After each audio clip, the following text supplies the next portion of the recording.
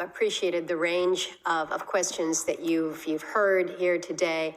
I was just sharing with my friend and colleague here. I'm riveted here in the conversation that's been going back and forth.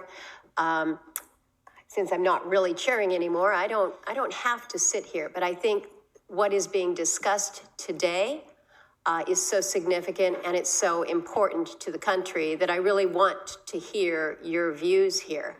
And I hope what you have heard is that in certain parts of the country, we are very much your resource anchor.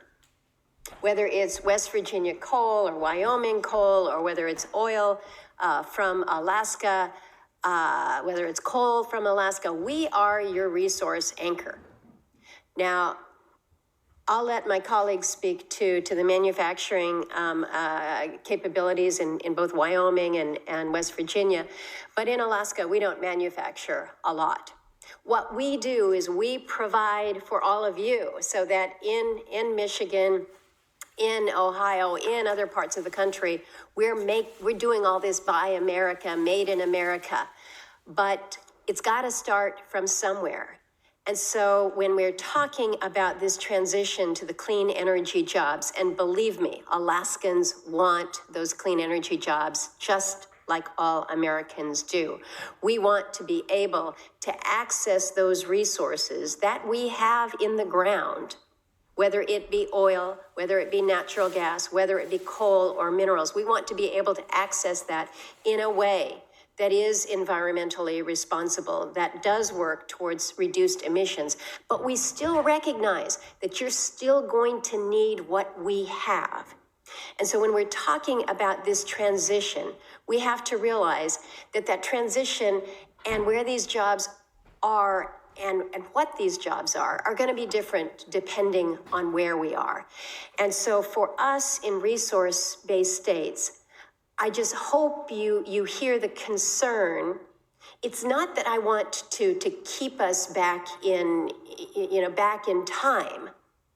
I want us to be able to move forward. We're a state that's seeing the daily impact of climate change. And so we know we need to be aggressive, but we also know that we have to be the provider, if you will. And so as we're talking about how you can come in and assure, whether it's the worker in Louisiana or in Mississippi or in West Virginia, that your job may change, I hope you appreciate and understand the anxiety in families, in the anxiety in communities and in whole states. In whole states.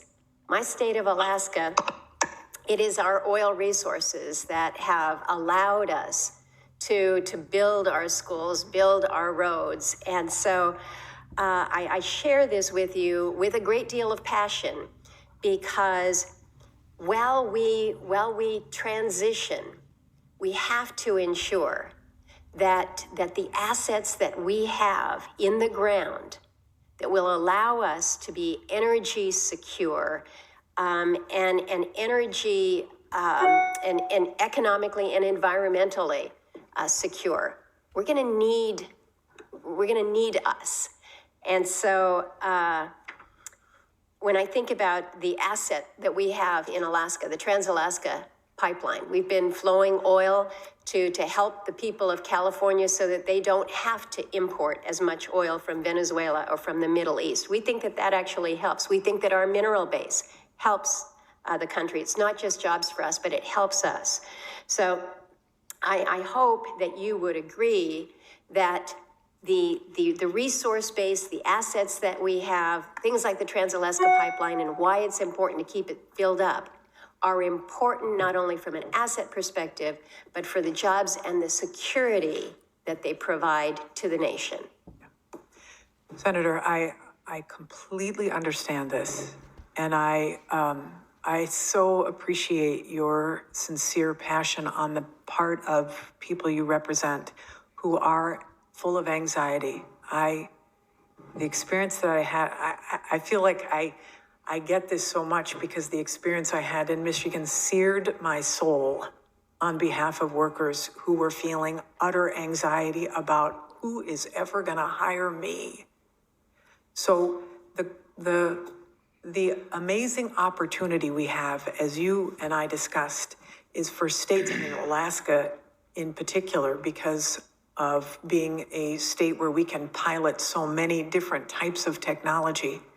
But as Senator Barrasso has said, as Senator Manchin has said, the use of technology allows us to be able to ensure families that they can still have a job, and we can use technology to reduce carbon emissions, and that we can still use the resources we have, and we can reduce carbon emissions.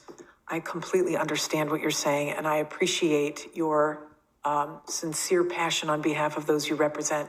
I share that, and I look forward to working with you to make sure that we keep people employed.